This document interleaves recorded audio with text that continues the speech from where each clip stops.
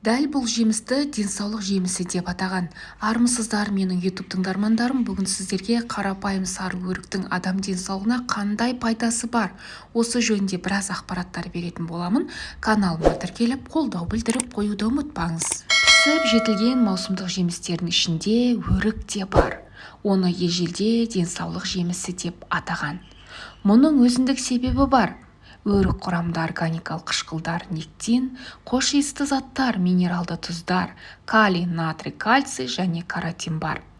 Сәбидің жұдырығындай сары қызыл жеміс сонысымен құнды. Оның жемісінде сонымен бірге қант, инсулин, крахмал, алма, лимон, салицил және шарап қышқылдары, темір мен күміс, витамин С де табылады. Сондықтан шілде-тамыз айларында витамин тапшылығын сезінетін адамдар өрікті 1-2 данадан әр сағат сайын жеп жүргені дұрыс. Денсаулық жемісі ағзаның ауруға деген қарсыласу қабілетін арттырып, көздің көру мүмкіндігін көтереді. Жүрек қан тамырлары ауруы мазалайтын, терісі жарақаттануға бейім адамдарға да өте пайдалы. Тағамтанушылардың айтуы бойынша 100 грамм піскен өріктің тағамдық құндылығы 250 грамм сиыр бауырынан кем түспейді екен. Өрікті кептірген кезде құрамындағы глюкоза 6 есе артады. Кептірілген жемістер ішінде де өрік рейтинг бойынша алдыңғы қатардан орын алған. Оған себеп жоқ емес.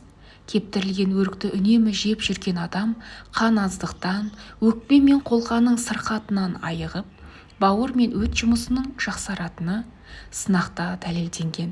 Сынақ кезінде оның есте сақтау қабілетін арттырып, шаштың өсуін жақсартатыны да белгілі болды.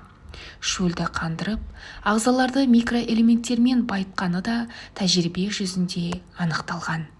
Сонымен қарапайым ғана сары өріктің қандай денсаулыққа пайдасы бар. Біріншіден, ауруға қарсыласу қабілетін арттырып, жүрек қан тамырлары ауруының алдын алу үшін қыстың суық кездерінде күн сайын 8-10 тал кептірілген өрікті үзбей жеп отырсаңыз, қыстан қысылмай шығасыз.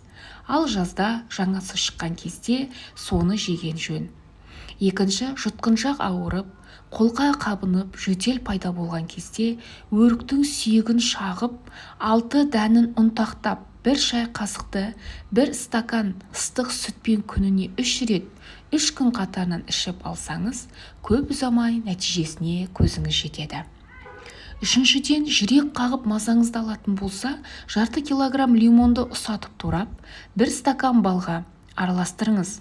Оған 20 тал өрік дәнін ұнтақтап қосыңызда, 3 күн жылы жерде жабық ыдыста ұстаңыз. Осыдан соң таңертең және кешке ас алдында 1 ас қасықтан 20 күн бойы жеңіз.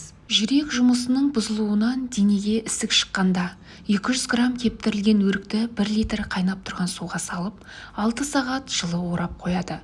Осыдан соң өрікті арнайы ыдыста сығып, суын бөлек құйып алады да, 1 стаканды жұтым-жұтымнан бөліп ас алдында ішеді.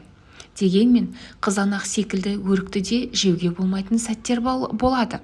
Мысалы, өріктің жаңа жиналған өнімі асқазанында жара бар адамдар үшін болмайды.